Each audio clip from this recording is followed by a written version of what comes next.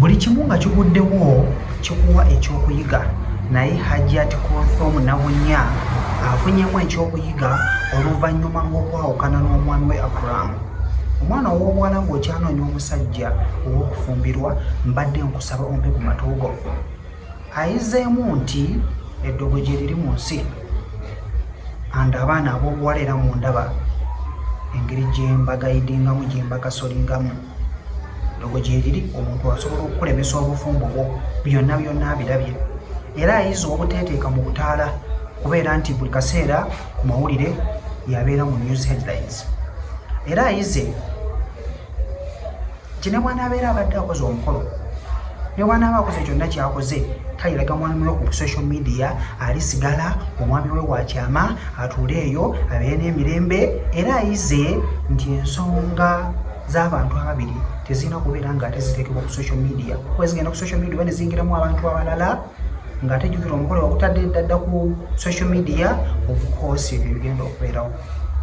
Ayise mu bizibu bingi n'omwami we ng'agezaako okubeera nga agumira bingi, naye era byatuuka ne bikola ki ne bigaana. Abantu bajjudde ettima, abantu bajjudde eddogo, finally bamulemesa obufumbo bwe n'asigala awo bw'atyo era yejjusa. So omwala ate eyo kikuyamba ki? Nti osobola okudifendinga omwami gwo ng'obiwulira mu ŋŋambo nolowooza nti kino si kyekyo, naye ate waliwo otukwesa yawulira ng'okooye ng'obiwulira omusajja n'otuulaawo n'omubuuza naye kiki, n'ogezako kyonna ky'ogezezzaako n'otukwesa yawulira ng'okoze eki, okooye kati ye mukyalo ono kamukuwe ate obeere nga olaba. Iza bulungi ofunemu ate ekyokuyiga. Omwami wange yamala kufa n'enfumbirwa ki omusajja omulala. Naye ebintu bingi nnyo ebijja bitusoomooza mu bufumbo ng'abakyala. Obufumbo kye nalabye era ensobi gye siriddamu mu bulamu bwange. Simanyi nti nze ndiddamu okukola embaga. Ne we ndiba ngikoze mulirabako nze nzekka. Nti Hajjat nno tebaba nga baamututte.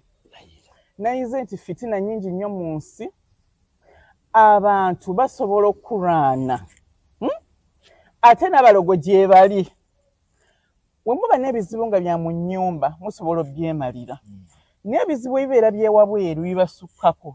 Kati gwoba okyali awo ogenda owulira out there nga bagamba nti wategedde gano ge gali mu nnyumba yo. Ebizibu ebyo oluusi bibeera very hard.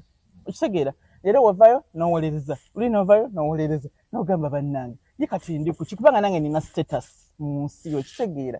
It is very easy okubeera nga ebizibu by'amaka gano ebiri munda muno kubanga kati ebiri mu nnyumba yange temubimanyi. Mumanya biri bweru nange byemmanyira ku mmwe nga mba sibalina gye bifuutise.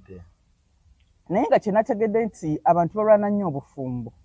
Nti obufumbo bwange obwokubiri bingi ebyayogerwa ebituufu, bingi ebyayogerwa nga si bituufu.